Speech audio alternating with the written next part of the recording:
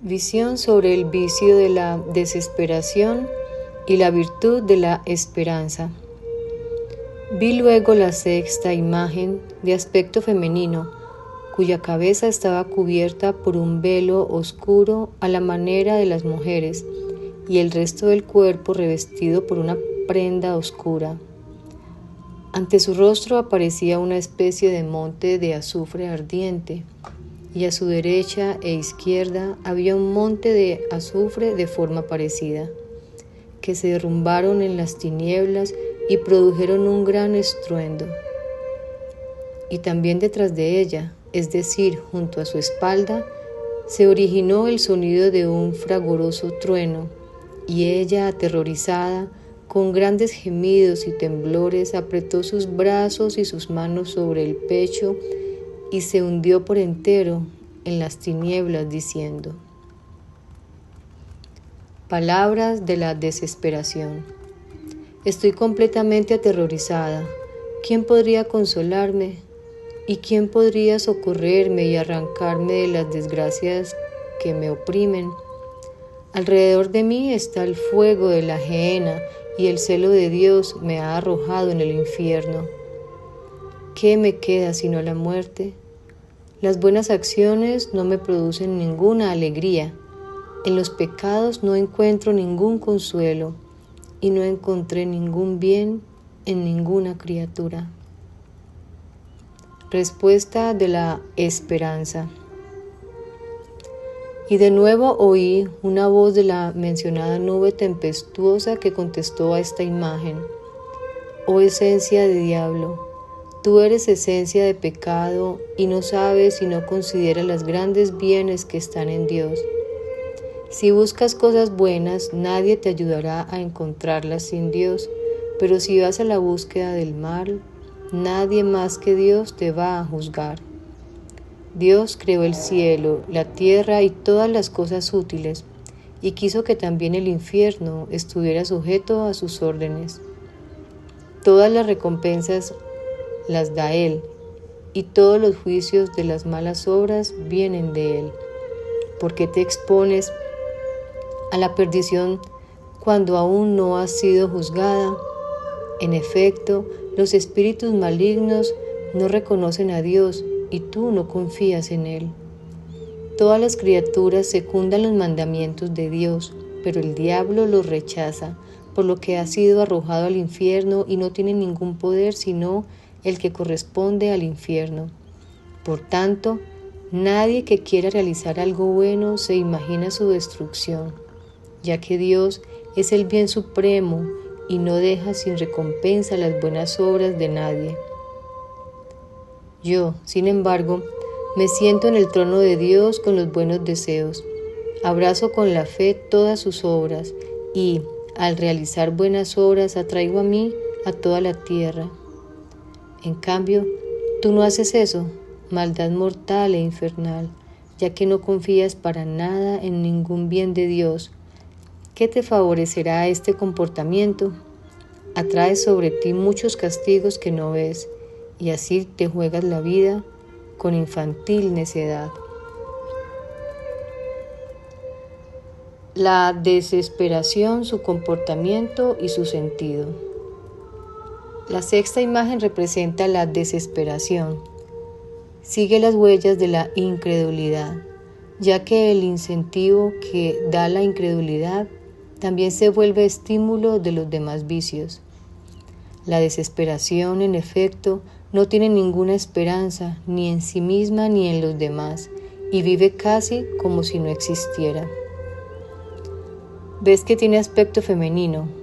Eso significa la debilidad y carencia de consuelos buenos y rectos, con los que muestra que no es victoriosa. Por el contrario, solo muestra la vil ansiedad de la debilidad femenina. Su cabeza está cubierta a la manera de las mujeres, con un velo oscuro, y el resto del cuerpo también está revestido con una prenda oscura.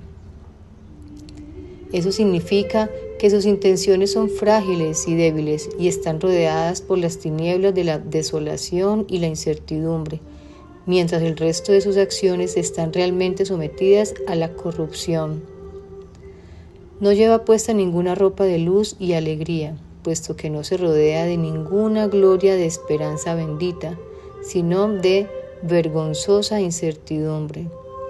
En efecto, los hombres engañados por el diablo se desnudan de todas las joyas de los adornos celestes cuando por desesperación dejan de esperar en la gracia de Dios. Por lo cual, ante su rostro aparece una especie de monte de azufre ardiente, pues mientras hombres de este tipo deberían mirar la verdadera fe con beata esperanza, se entregan en cambio a la desesperación, como sobre la cumbre del monte de su necedad, que seca y huele mal como el azufre y priva al alma de la fuerza de la fecundidad y del buen perfume de las virtudes, exactamente igual que el azufre hace el cuerpo seco y apestoso. A la derecha e izquierda tiene un monte de azufre de forma parecida. Son hombres parecidos que deberían elevar sus corazones a Dios, representado por la derecha, y rechazar el mal simbolizado por la izquierda. En cambio, en sus corazones cambian este impulso de elevación en ardiente y amargo dolor, y la contrición en desesperación, y no piensan para nada ni esperan nada de la bondad de Dios, sino que solo amontonan miserablemente todo tipo de males y adversidades en su corazón. Se derrumban en las tinieblas antes mencionadas y producen gran estruendo, porque cuando la desesperación lleva a la perdición a estos hombres, vierte sobre ellos escarnio, chirrido de penas y risotadas de sarcasmo diabólico. Detrás de ella, junto a su espalda, se origina el sonido de un estrepitoso trueno, lo que significa que en su obstinación por alejarse de Dios, la desesperación por la caída del primer ángel arrastra a la ruina y a muchas miserias y penas.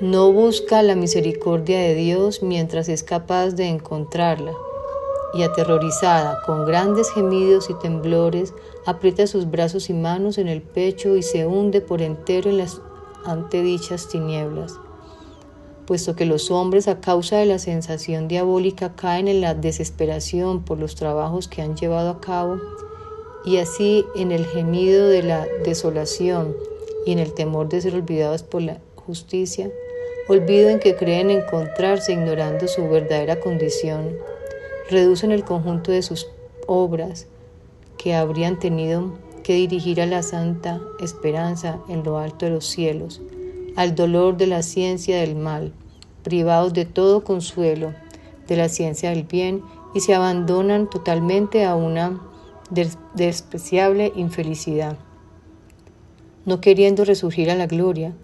En otra parte, este vicio expresa esto claramente con sus palabras, según ya se ha referido. Le contesta la esperanza y advierte a los hombres que en sus corazones no caigan en este vicio. La desesperación. Después de esto vi otros espíritus malignos en la muchedumbre que mencioné antes, que proclamaban a grandes voces: démonos prisa para que Lucifer cumpla su voluntad. Estos espíritus instigan a los hombres a la desesperación para que no pongan su esperanza en Él, que los ha creado. Penas de purificación de las almas de los que, mientras vivían, desesperaron de la misericordia de Dios y razón del castigo. Y vi un foso muy ancho y de profundidad tal que no pude determinar su fondo, en el que ardía el fuego grande y del que emanaba una terrible peste. Allí estaban las almas de los que desesperaron de la gracia y de la misericordia de Dios cuando todavía estaban en su cuerpo. Estaban en este foso porque rechazaron la esperanza de la salvación. Ardieron en el fuego porque de este modo cometieron muchos pecados, y tuvieron que sentir la peste porque no supieron moderarse en aquellos pecados. Y vi y entendí esto.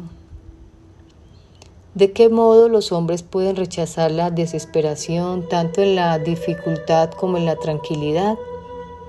Y de nuevo oí una voz desde la viviente nube que me dijo: las penas que ves son verdaderas, pero aquellos que desesperan y no confían en Dios, actuando como si Dios no existiese, ¿qué más pueden tener sino la muerte?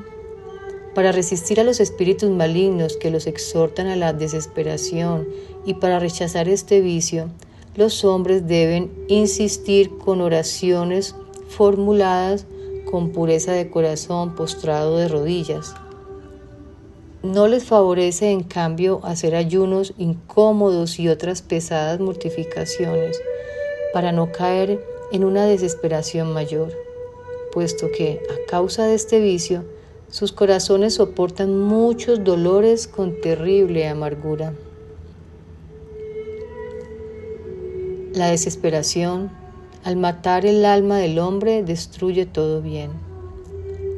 La desesperación perjudica el cuerpo del hombre, mata su alma, hace que desprecie a Dios y desprecie los juicios de Dios.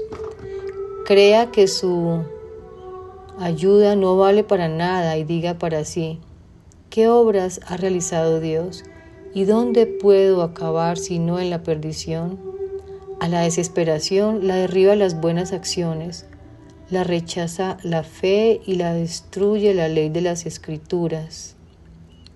Porque con las Escrituras se prueban y se conocen todos los bienes, tal como todo se intercambia y se logra con dinero. La desesperación no confía en Dios, no cree en Él, no entiende ni sabe qué es. Y como es de esa naturaleza, Dios la destruirá en todo y por todo. En efecto, si la madera no tuviera en sí la fuerza vital, no sería madera. Si los árboles de fruto no florecieran, no producirían fruto. Así, incluso el hombre sin la fuerza vital de la fe no es nada. Sin la comprensión de la enseñanza y las Escrituras no da fruto.